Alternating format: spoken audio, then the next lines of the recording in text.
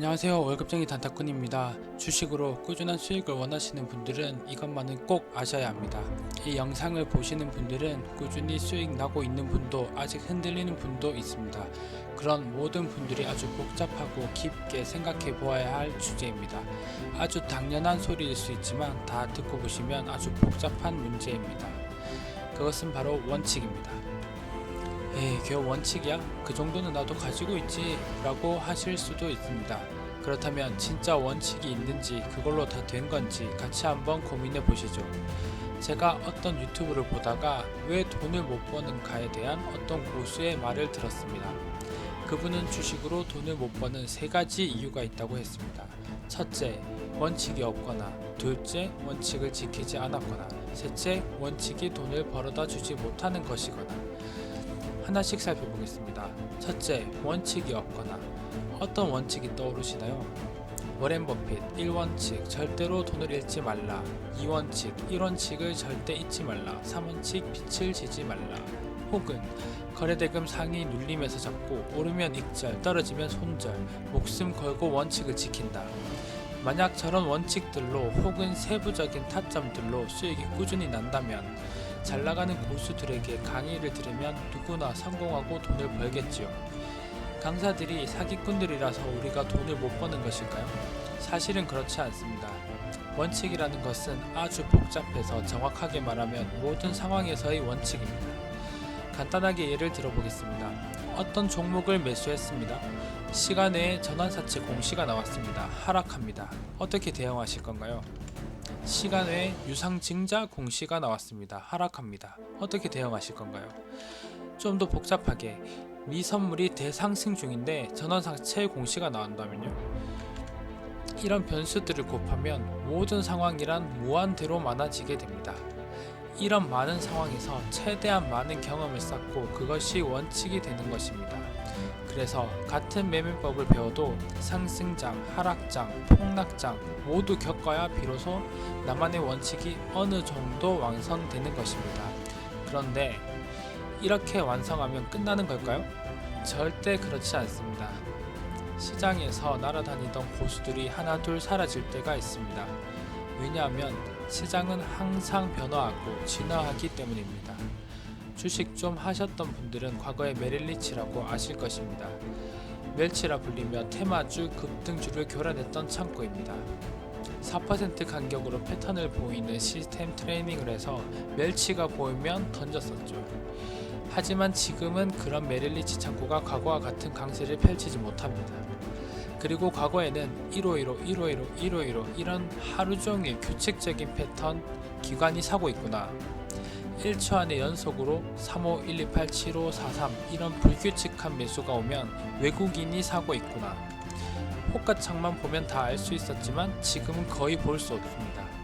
기관도 규칙적인 패턴을 버렸고 외국인도 이젠 뭉태기로 한 방에 매수합니다. 앞으로 거래세부터 양도소득세까지 달라지면 또 어떻게 바뀔지 모릅니다. 외부적인 요인뿐만 아니라 내 자산 성장에 따라서도 완전히 다른 매매가 됩니다. 결국 주식이란 계속 공부해야 하고 계속 원칙을 수정해야 합니다. 그래서 주식에서는 고수가 되면 될수록 완벽한 원칙은 없다는 것을 알고 무조건 수익 난다는 믿음보다 리스크 관리와 대응에 최대한 집중하는 것입니다. IT 분야 기술주를 경멸하던 워렌 버핏도 시대에 맞게 원칙을 수정하여 애플과 아마존의 비중을 늘리고 큰 수익을 냈습니다. 변화에 적응해야 합니다. 더닝크루거 효과 한 번쯤 들어보셨을 것입니다. 잘못된 결론에 도달해도 능력이 없어서 실수를 알아차리지 못하는 현상입니다. 주식에서는 이런 현상이 너무 많습니다. 더닝크루거 효과 예시로 학사, 내가 뭘 아는지 알겠다. 석사, 내가 뭘 모르는지 알겠다. 박사, 내가 뭘 아는지 모르겠다. 이것을 주식시장에 빗대면 주린이, 유레카, 비법을 발견했다. 중수, 늘리면 되는데 돌파는 안 돼. 고수, 오늘 하루도 시장에 감사합니다. 결국 고수는 주식에 답이 없다는 것을 알고 어떤 것도 확신하지 않습니다. 첫째, 원칙이 없거나 라는 주제로 다시 돌아와서 결론을 말씀드리면 눌림, 돌파, 스윙, 장투 중에 정해서 큰 틀의 원칙을 세우세요. 그리고 매수했다면 모든 시나리오를 가정하고 모든 시나리오에 대한 원칙을 고민하시면 됩니다. 최대한 리스크를 줄이는 방향으로 결정하시고 특정 시나리오의 편견을 가지고 절대 확신하지 마세요. 그것만이 살 길입니다. 둘째, 원칙을 지키지 않았거나 여기서부터는 한 문장으로 마무리됩니다. 모든 시나리오를 고민했다면 그대로 따라야 합니다. 어떠한 이유이든 그대로 따르지 않는다면 변화하는 시장에 적응할 원칙을 세우기부터 실패하게 됩니다. 하지만 이것도 아주 긴 훈련이 필요합니다. 그것만 아시면 됩니다. 셋째, 원칙이 돈을 벌어다 주지 못하는 것이거나 몇 가지 예만 들어보겠습니다. 난 장기 투자자이니까 절대 손절하지 않겠다는 원칙. 내가 산 종목은 꼭 올라오니까 절대 손절하지 않겠다는 원칙.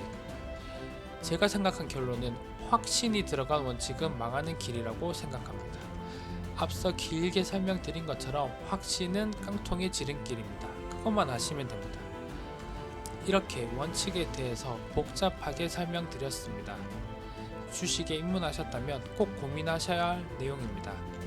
더 이상 완벽한 기법을 찾아다니는 것에 너무 집중하지 마세요. 어차피 그런 것은 없고 적당한 자리에서 나만의 시나리오를 세우고 그것을 실천하기 위해 나 자신을 컨트롤하는 방법에 대하여 집중하세요. 그럼 꼭 성공하실 것이라 생각합니다. 꾸준히 함께 성장하고 살아남으시길 바랍니다. 월급쟁이 단타꾼이었습니다. 감사합니다.